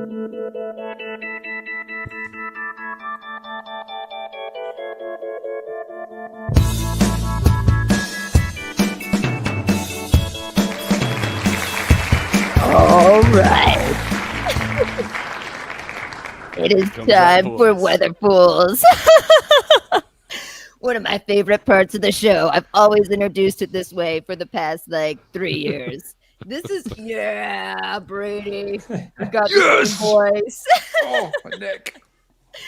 And this is when we find people on the web, fill the dark web, doing strange, weird things that they shouldn't be doing. And we're just like, why would they do that? Sometimes it's us, sometimes it's the people. And we're just like, okay, would you really be driving through 20 feet of flooded water? Doesn't make sense. So we find the Weather Fools and we bring them to you, and you get to judge and see what exactly is going on. With that said, Phil has 5. He normally has 5. We're going to start with Serena first.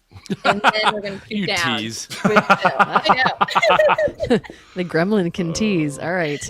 So this one's for Angela specifically. So a nice truck caught this really great hydroplane that I think is one for the most badass saves I've ever seen in my life. But two, just a reminder that when there is water, you got to be careful. You got to watch your speeds because hydroplaning is really easy. This guy is so lucky he didn't get smashed by that semi. Once again, Angela, this was my gift to you. That's impressive. I just have to say that save right there is incredible. Yeah. Very good. So that's a great one, Serena. I like all that. right. Wow. Okay. So number 2, this one you have to have sound on for. You got to go check it out because it's probably pretty loud. All right. Or we can include it here today. So this guy's driving in severe weather and he has absolutely no idea what he's doing whatsoever. And he's got his girlfriend or wife or someone with him. And the whole time she's just panicking and she's begging him, please stop, please turn around. And he's like, no, we're fine. No, we're fine. Well, anyway, lots of swearing, lots of beeps. You can see the situation. She's saying she's scared. She's communicating. This is fine. She's screaming at him. He says, calm the F down. She's in tears. And I just want you to watch what happens because she's like praying in the back seat. And this guy will not slow down and will not listen to her. Oh my God. Oh my. Jeez.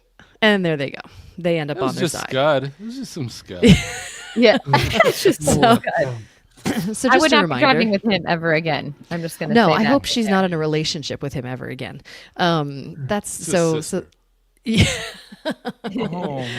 So no, that was a good one. So just if you don't know what you're doing, stay away from the severe weather, please. This isn't a weatherful. This is just one of the coolest things I've ever seen. I'm incredibly jealous of being able to be in this kind of a view to see a tornado from this high. I mean, you're basically at the height of the wall cloud. Now it's terrifying, and they've even got a weather station on the corner there, but that's probably got to be one of the coolest perspectives of storm chasing I think I've ever seen. Wendy. So I'd like to say a weatherful, but I'm actually a little jealous. That's a weather winner. We're going to name that a weather It's winner always because borderline. Yeah, those are always borderline. I want to A be high there. rise. You're in a high rise watching a tornado. Well, hold on. Let's be By, like, honest, the guys. big If you glass get windows. sucked into that, I mean, that would be the way to go. You know, like if you're gonna go, that's the way. Come on now. That's true. It's true, Brady. It's true. I'd be okay with that. I mean, Might be a you're little not wrong. painful. So yeah, happen. in a high rise by the big windows, don't exactly recommend it, but also can't really say I wouldn't do the same. Yeah, we'd all be out there fighting for it. Exactly. So hey, quick, There you go. Jen. That's what I got. I do have to say this. So Serena, that first one, that shout out to Angela with the semi truck dash cam catching that pickup truck, basically hydroplaning in a 360 right in front. I lived that, ladies and gentlemen. But it was hydroplaning in like slushy snow near Duluth, Minnesota, in a station wagon. Wow. And MJ, you'll like this. I don't know. You've probably heard the story, but I won't make this real long. But yeah, I passed the semi truck in the left lane. Semi truck was in the right, and it was one of those. You know, the semi truck's just spitting shit. It's just spitting like the slush and the snow and I could barely see like white knuckles on that steering wheel. But I made it past the semi truck. Oh my God, that was great. So boom, going. All of a sudden, my station wagon, or my parents' station wagon, started just drifting right.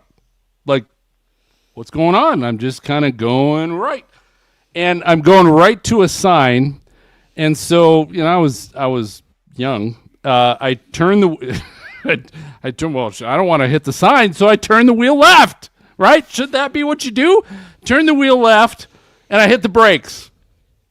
Of course, that's what you do. All of a sudden, whoa, do a 180, and now I'm going completely backwards, sliding backwards down the interstate, and that semi I just passed is right in front of me. I'm like, oh, shit. And then I turned the wheel just a little bit more to the left, and I went back and then sliding into the median, the ditch. Oh my God. When you go into a skid, turn in the direction of the skid. Lesson learned. Oh man. Well, I love your lesson voice, here, MJ. Well, I didn't Lesson. realize we had a video of your actual appearance there, Phil. Like that was a flashback. It really was. I watched that, Serena. I was like, God, is that? No, it's not a station wagon. So it's not me. It's a pickup truck. Crazy. That's crazy. All right, sorry, Jen. Sorry to derail that a little bit. No, you didn't derail. No, Phil, that was a great story, and I want to see your 5. We want All to right. see your 5. And Anticipation. also, Serena, good job on bringing the multiples on that. That's great. All right, this one's from Mama G. I call this "Their outlets are fried." Hits the house, so person's just sitting on their porch, and lightning just strikes the roof of their neighbor's house, like right in Is front that of Mama them. G videoing that? I don't know. I don't think it's Mama her. G. Mama I know, G I love shared you, Mama it. So, G. oh yeah, Mama G's in the chat. She's moderating everything. Love you. All right, so next one. I call this "Got to Be the First Timers Club." So baseball stadium, they're rolling out the tarp in the rain. People are flying everywhere. Like they're falling all over the place. No one can keep their feet. It's just endless people falling down. Now they're trying to pull the tarp out. They've rolled it out. Now people are falling down. They're hopping. They're slipping. They can't get up. Oh. Like this was day one. Like this was the first day on the job for some of these guys, I think. Rough time. Next one is another baseball grounds crew. This is the tarp monster strikes again. They're pulling the tarp back. Wait for it. Oh! Someone was under the tarp. Just came out the other side. He's okay. It's like the tarp gave birth to Bob, the grounds guy. Oh, Look at all that water. Bob's hyping up the crowd here. Look at him. He's like, I'm Oh, all right. yeah. I'm all right. Brady, total hype guy right there. Oh, total hype guy. The next one, this is from our other mod, Carly in the UK. Oh my I call this "The Black Hole is Sucking Me In." Look at this. Wow, There's- I did see this one. That flood is like spinning. There's some drain there, and it's become a black hole, and it's taken that SUV with it. That's scary. That's really scary. The car is chalked. Absolutely chalked. That's so weird to see like a vortex in the middle of that flooded highway. Goodness, that's terrifying. Brady, we got to work out your vocabulary. We got to come up with something else besides chalk. I don't know. It's a pretty good word. You know, you just got to use it until it doesn't get popular anymore. You know? All right, so that was number 4. Last one, I call this "Someone Needs to Show Them the Bat." This was our good friend Aaron Rigsby, Storm Chaser Aaron Rigsby. I think this was Kansas. He took a picture of everybody parked under the fucking overpass. Yeah. Again, oh my God, it's hailing on my car. I better like block every single frickin' lane so no one else can find protection from this storm. It's so dangerous. It's just So someone needs to show them the bat. Actually, if I responded to this on Twitter with a meme of some guy taking a bat to someone's back window. I like we the guy need to all parked get on the- together. Like storm chasers, let's unite. Carry a bat in your vehicle. And if you come across this, you just got to teach people what getting hit by hail's really like.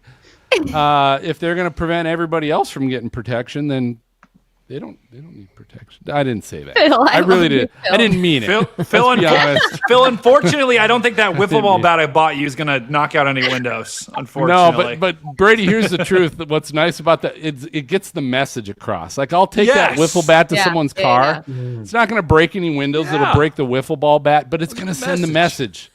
Like, maybe I really do have a real bat in my back car, so this is just a message. You better move your ass, because otherwise I'll go get the real bat. That's right. You better. You know, I just want the Weather Phil app to come soon. That's what I want. It's coming. I know. It's coming. It's no match to WeatherFront. It's for all your other shenanigans that you want when you're storm chasing. That's what the app's all about. Phil, are you done, or is that all of them? That was it. That was all 5. Yeah.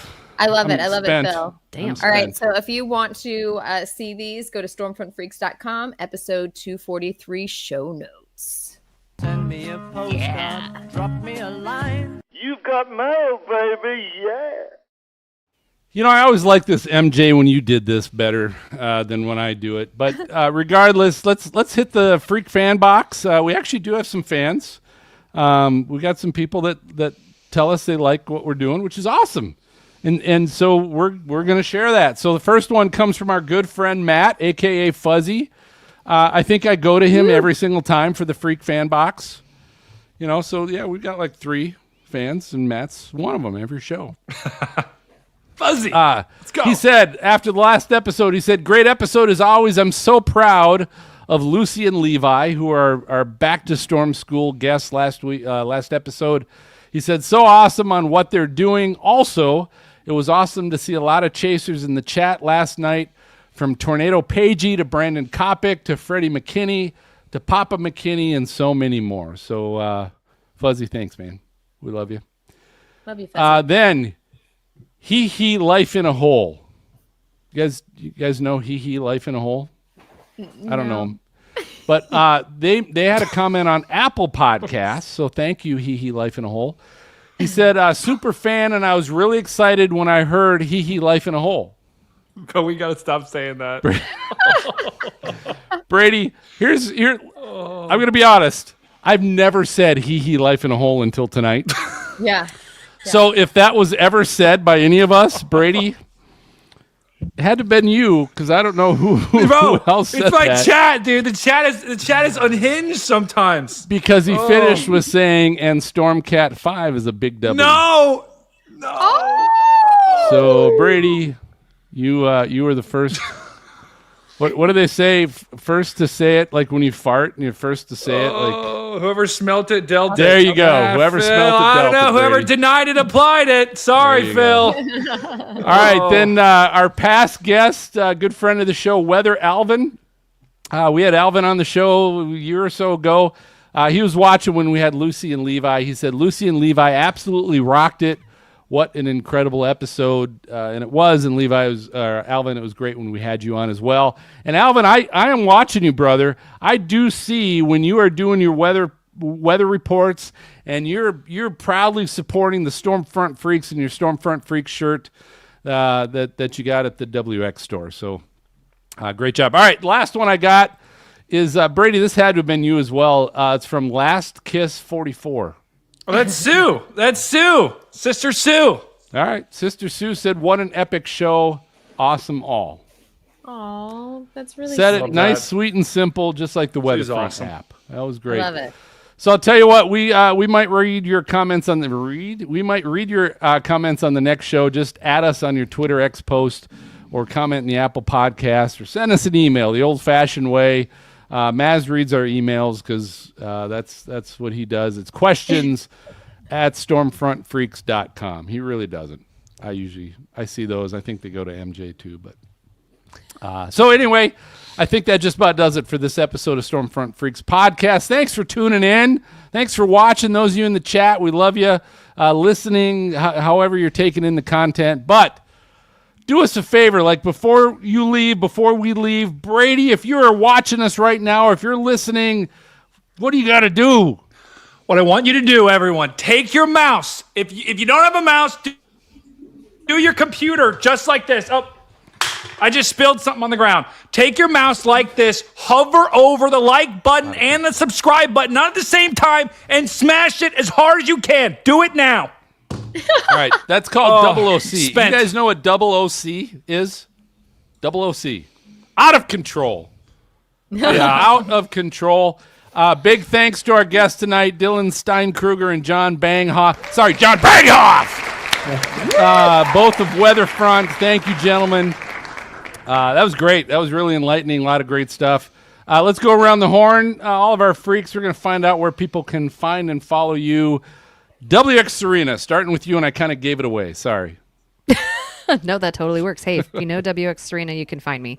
WX Serena on Instagram, Facebook, TikTok, and definitely posting the weather educational stuff here to our YouTube channel. So make sure you check that out as well. So sweet. So it was funny when you guys were doing the wicked weather report, and you were like, and then this happened, and then this happened. Then Brady comes in. Let's run. Let's get in. Then Serena comes back, and then this happened, and this happened. It was great, man. We're like covering all the spectrum of everybody on this show. All right, go ahead. So what do you say? Go. No, I was gonna say I would be more animated tonight. I've got my kids asleep across this wall and my husband asleep across that wall. Yeah. So I'm trying to behave, but I would love to match Brady's energy. See, and well, the good thing is I just get complaints from my room, or from the people next to me in the apartments. But you would get complaints from the family, which is not good. Show us I got to live with them. Show us what you got, Serena. Show us your goods. Yeah, I do have the goods, and you guys have to remember there's a third one coming out, right? So I've got the weather story coming out. Okay, we have the weather story with Francis Fox. We have the hurricane story, which is wonderful for this time of year. Yep. Has lots of really great resources in the back of it too. We have a weather glossary. We talk about the categories of hurricanes, the differences between cyclones, hurricanes, and typhoons. It's a whole resource. But don't forget that it's coming out this fall is the tornado story. And that's going to be featuring a lot about storm chasers too. So super excited about that one. Cool. Hey, is there category 6 in your glossary? There is not a category 6 in my glossary. And I would love to tell people about why there is not. I see a lot of people are talking about it. Like you might need to look to see if you need to update your glossary for some stupid reason. It is some stupid reason, but I can do a weather education on that. That's it's fun. like real. I like that. Serena brings the real, folks. I bring the real. Sorry. Serena, I'm wait till not there's gonna allow like for a shenanigans. super strong Cat 5, and then just do it on Twitter. Be like Cat 6, not a thing. Not a thing. Brady not Harris, where give us an update where people are getting all your goods. Yeah, Storm Cat 5 with an underscore. I'm still in like a war with the original Storm Cat who doesn't have an underscore, and he's not relenting. He won't give it to me. It's a he? So no, I don't. I don't know why I said he. It could be a she. I'm not sure. But the point is, Stormcat 5 with an underscore, and I just created a Facebook, and I'm kind of relearning how to use Facebook. So it's kind of chalk. Relearning. Facebook's a tough learning curve. Although there's getting to be a lot of crap. There really is. That's what I'm saying. There's a lot of stuff. All right, Jennifer Watson. Yay! All right, so on social, you can find me on Jennifer Weather on Instagram and TikTok at JWatson_WX on X, because I have the same problem as Brady. Somebody else already has Jennifer Weather. And you can watch me anytime you want to on the Weather Channel app on Weird Earth, Weather Gone Viral, and occasionally filling in live during extreme weather events. So, yeah. Not enough. We need more. We need more Jennifer. There's You know what? There's got to be more. She does a lot. So that's your homework, Jennifer. That's your homework. Before the next show, you got to come up with another place that people can find you. Well, you know what? I have had a children's book. So when I was in college, this is like 15 years ago, I've always wanted to publish a children's book. It's actually written. It's been written for like the past 3 years over there. I just need to get it published and set. There are things coming. There are things coming. Yes, let's go. Domination.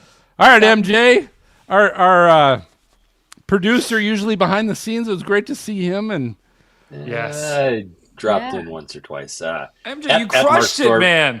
At Mark Stormpod, MARC Stormpod on Twitter. Let's hear it for MJ in the chat. Let's get the MJ spams going. Let's go, MJ. All right, let's get it going. Garrett, Mr. Photographer Extraordinaire, where can people find you? Easiest way is just that, there we go. That in the bottom there, GarrettBeverly.com. It'll have all my links to Instagram, the Face Space. I don't think I've added TikTok on there yet, but I'm out there. Has anybody ever been to the Coca-Cola Museum? I haven't in my city. If you ever get a chance, it is your city. Yeah, you don't have much of an excuse. I know. But they used to have a Coca-Cola thing at like Disney World. But there's a drink, Garrett, from Italy called the Beverly. And you got to look this up. Like that's your homework. Look up Beverly, the Beverly drink from Coca-Cola from Italy. Look it up. Okay. It's horrible. It's like it is so bad. It's the worst soda you've ever drinking in your life. And that is no reflection on you, Mr. Garrett. Absolutely no reflection on you. All right, Angela Krager, what do you got? Where can people find you? On Twitter, XJAngel89, and on the others, most of the others, I can't think of it right now, is What the Girl. That's right. Instagram and TikTok. Yes. Yeah. Okay. Here's what I find is when you can't think of the other social media platforms you're on, it means you're probably not really on them. Like for me, I tried, and I couldn't remember them, Angela, either, and I'm just like, that's a sign. Like I got to stick to the one I can remember. But anyway, awesome, Angela. It's good to see you, by the way. Dan Wallace. We're going to finish with the best in the business, Agent Dan Wallace. He's sporting his Browns baseball cap backwards like the kid, Ken Griffey Jr. Like that. Dan, what do you got? Where can people follow you? I post videos sometimes on YouTube. It's Dan Wallace WX. Dan is the man, guys. Dan is the man. Fucking simple. Agent Dan. This, simple. He doesn't make it complicated for you. Now, here's what everybody wants to know. Who's on the next episode? Like, no offense to John and Dylan, because these guys rocked it tonight. Outstanding. But we got to tease. We got to tease the next show. Our next episode, folks, this is a first-time guest. We've been doing this for 243 episodes tonight. This will be episode 244 coming up, and he is a first-time guest on the show. Ladies and gentlemen, the Weather Channel's Mike Bettis is going to be joining the Freaks. Nice. But be aware of this. It is at a special time because Mr. Mike Bettis, you can't just tell him to leave the Weather Channel on Thursday night, September 11th, and be on our show at 9 p.m. Eastern. When he's on the weather, he's doing the Weather Channel all evening, late afternoon, evening. Yeah. So that's not going to happen. So, ladies and gentlemen, you got to put on your calendar right now. It's Thursday, September 11th. But we are going to be live with Mike Bettis of the Weather Channel at 1 o'clock Eastern, 1 p.m. Eastern, 12 o'clock Central. So those of you working, this is your lunch, this perfect lunch hour. Yeah. Call off the whole day. Call off the Block day. your day. Yes. Block your day. This is the most important thing. 1 o'clock Eastern, 12 o'clock Central, September 11th. It's on a Thursday. Mike Bettis on the Freaks. Guys, Mike Bettis, I know he's been on other podcasts. He's been on other shows. But he has not been on the Freaks. And this is a different, you guys know, it's a different show. It's just different. Yeah. It's different. If you can't catch us during the day, that's fine. We get it. You can certainly watch it later on YouTube or catch the audio podcast. MJ will upload that weekend. But for those of you watching, stick around for our after show party. But for right now, I'm going to signal the all clear for Serena, Dylan, Stormcat 5, Jennifer, John, Dan, Angela, Garrett, and MJ. It's all clear. We'll catch you guys next time. Good night, everybody. I'm done. Bye.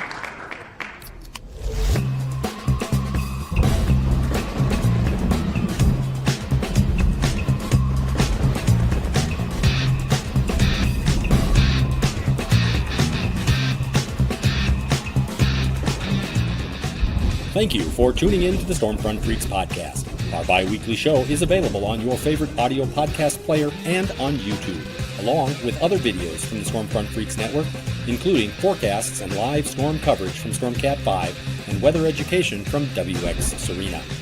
Find them at youtube.com/stormfrontfreaks. You can support the Freaks at YouTube by subscribing and becoming a member to take advantage of member-only benefits.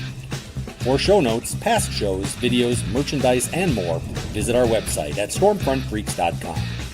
If you would like to contact us with questions or make comments about the show, shoot us an email to questions@stormfrontfreaks.com or follow us on social media. Search for Stormfront Freaks. We'd love to hear from you. Join us next time and tell a friend about the Stormfront Freaks podcast.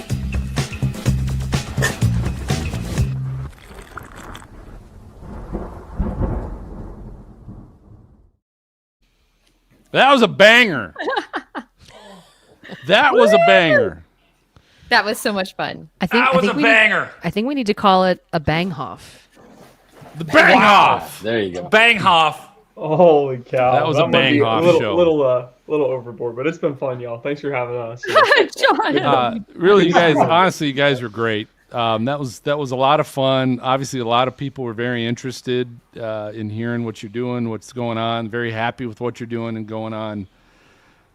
So truly, guys, keep up the great work. I've tried to mention a quick little soapbox, and I'm done, and it's after party time. But quick little soapbox. I shared last week on the show because you were my WX resource. But I want everybody to know that's still in the after party. WeatherFront, Dylan and John, those guys didn't come to us and say, "Hey, we'd love to, partner with you guys." Blah blah blah. we came to them because of it was the first time, and I've seen lots of new apps that come up. It's cool, I'll try it. No, back to the original, back to the old school stuff I like and use. Oh, here comes another app. Well, give it a shot. Yeah. Okay, no, but when it comes down to it, I'm always going back to what I'm used to using. And it was on our Storm Chase week that I heard about WeatherFront.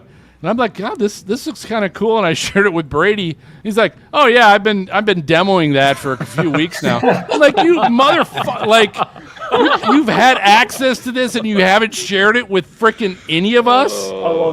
You had gloves this entire time. I didn't even think. I was just like, oh, this is kind of cool. I was like, so we reached out to Dylan and John because I wanted to partner with these guys. For the first time, I tried something, and guess what? I kept using it. Like, I kept going to it, which was unlike any of the other weather apps the new ones that had been popping up. So kudos to you guys. We came to you. You didn't come to us. And I think that says a lot about our partnership. Yeah, well, I really appreciate that. And right back at you guys. I mean, I think when John and I got into this, it didn't know what partnerships look like or how any of that worked. And it's been great working with you guys. I think we kind of launched it initially. I don't know what we expected, but I knew as soon as that Monty Python skit hit, we were in good hands. That was great. Phil, I can't find that ad anymore too. We gotta put it on the. We gotta. Put it back I don't know if I deleted it off our. We gotta put it back on there because I love. I've still got it.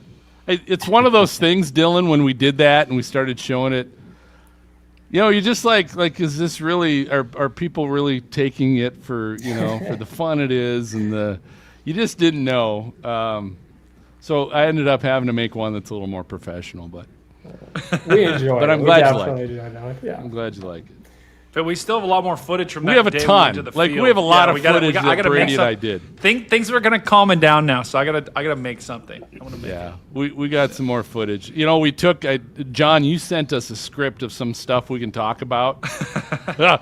Brady, how much did we probably use that script and all the content we did? Like probably none of it. Like we're sucking on Dairy Queen blizzards and just going, let's fucking do this. Let's try this. This would be cool. All right, let's jumping out of bush. We're jumping out of bushes. We're laying on the dirt road. You got to do the bush one. The bush one was crazy. If you guys go to Dairy Queen again, I need an invite. That's the thing. Oh. More than happy to partner. I just need to be along for the ride. Apparently, they're gonna have like 85-cent blizzards sometime during the month of September. Wow. So, my God. What?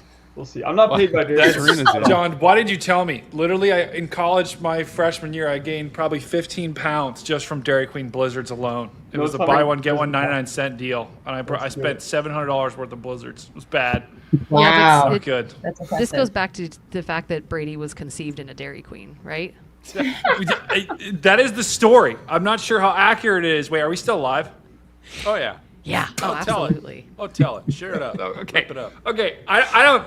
Bro, no. There's no story. My parents met and I think they proposed or met or something at a Dairy Queen. My mom worked there, and I don't know about the last part.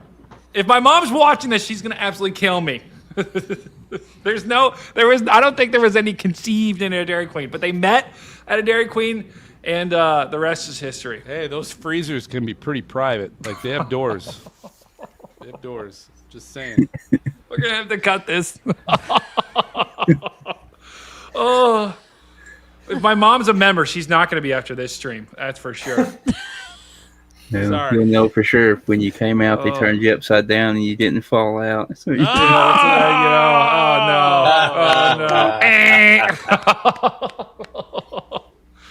Oh, it's chalked. That is the right word. That is the right use of the word chalked. Absolutely. Yep, right there. Oh. Well, it's been fun, guys. And I tell you what, this was a great show. It really was. The chat's loving it. Everything.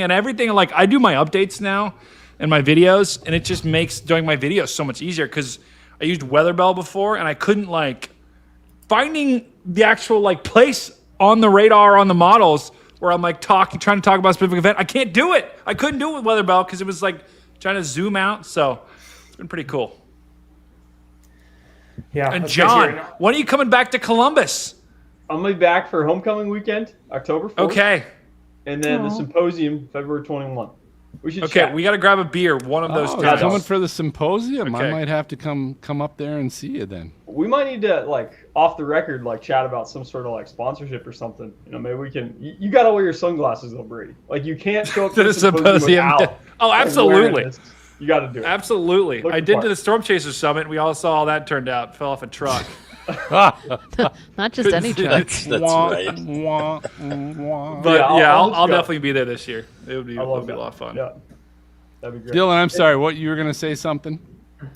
No, I was just going to give Brady kudos on using WeatherFront in his streams. He's done a great job with that, and it's been fun to see him kind of take it and roll with it. I think he's kind of fully go with time. He's just been using it a little bit more and more, and I didn't know how I was going to go with the iPad, and we kind of threw that at him and said, "Here's an iPad, try to figure it out," and it's been pretty awesome. It worked.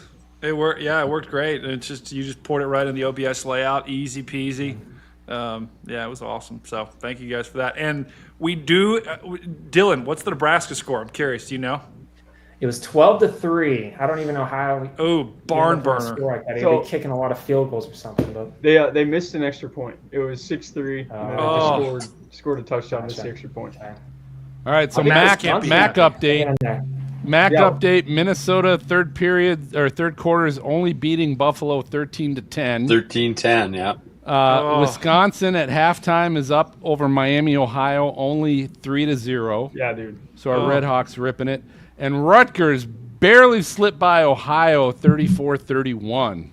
Oh, no. Dude. Big Ten, what used to be the Big Ten West plus Rutgers, it's been tough. But it's cooked. They say the Big Ten's top heavy this year. We'll have to see. The Max showing up, man. Little Maction here on Thursday night. Oh yeah, love it. All right. Anyway, folks, great job. Thank you again, Dylan, John. You guys are awesome. Obviously, love what you're doing, and hope we can figure out some cool stuff here in the future. We can keep collabing on. Totally. Yeah, appreciate you all. Appreciate it. Want to say goodnight to the live audience? Live audience, yeah, chat. You guys ripped it up tonight. Yeah. I've been watching the chat. Awesome. Thanks again to our mods. Brady, anything you want to add? Forget that last 5 minutes, okay? You didn't hear anything about Dairy Queen. You didn't hear anything. And if my mom ever comes in here, I swear, if I see one person in here say anything, you're getting banned. Just kidding. There you go. Good night. Cool. Good night. Good night, chat. Love you guys. You're awesome. Bye, chat.